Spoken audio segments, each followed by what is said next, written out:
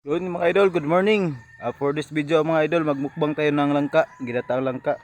At itong langka sa likod mga idol, ito yung kukunin natin. Ito. Gawin natin yung ginataang langka mga idol. Masarap yan pang ulam sa tanghalian mga idol. Kaya kukunin lang natin, tapos lutuin natin. Ito mga idol, malaki. Ito.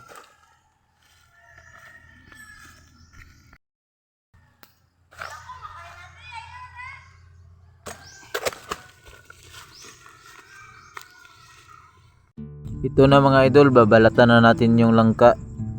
At maraming dagta yan mga idol. Pero ang sekreto dyan ay ipahid lang natin yung mismong balat nya para mawala yung dagta mga idol. At syempre hihiwain lang natin at kunin lang natin yung nasa gitna mga idol. Ang tawag namin dyan ay subok, kasi hindi yan nakakain mga idol. At ito nga pinakuha ko ng niyog si Dandan mga idol, ang aking kapatid. Para yan na yung igata natin sa ating langkang lulutuin mamaya mga idol. At pinakayod ko na rin sa kanya yung niyog para mapigaan at makuha yung igata mga idol.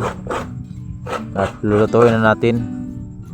Ito na mga idol, naluto na yung ginataang langka natin, kaya kain po tayo.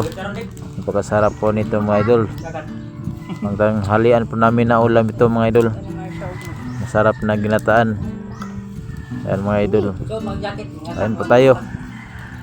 Langka po yan mga idol, masarap na langka. Naubos ko yung isang bandihado mga idol.